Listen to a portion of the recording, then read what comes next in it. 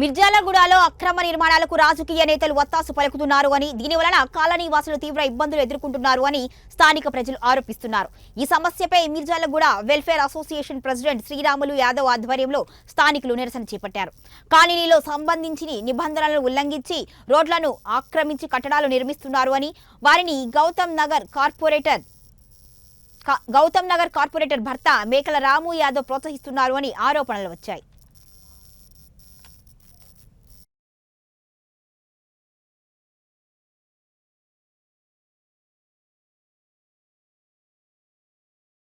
Mirjalguda welfare association founder, joint సెక్రటరీని.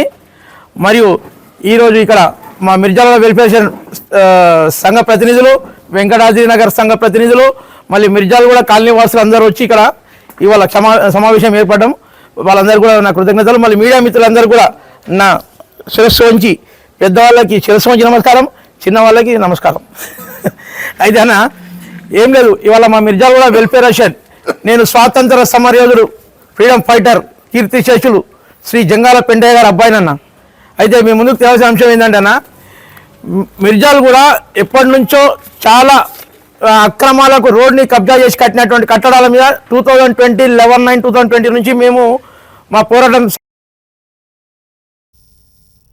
ఇక స్థానికులు అధికారులకు ఫిర్యాదు చేయగా వారు వచ్చి ఆక్రమణదారులకు నోటీసులు ఇచ్చారు. అయితే బీఆర్ఎస్ నాయకులు అధికారులను కూడా అడ్డుకునే ప్రయత్నం చేస్తున్నారు అని కాలనీ వాసులు ఆరోపించారు.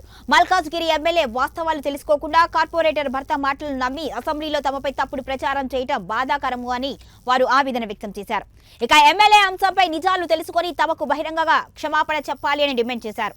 రోడ్ల ఆక్రమణల వల్ల కాలనీలో వర్షపు నీరు నిలిచిపోవడంతో తీవ్ర సమస్యలు తలెత్తుతున్నాయని, అత్యవసర పరిస్థితుల్లో అంబులెన్స్, నీటి ట్యాంకర్లు రావడానికి కూడా వీలు లేకుండా పోయింది అని వారు వెల్లడించారు.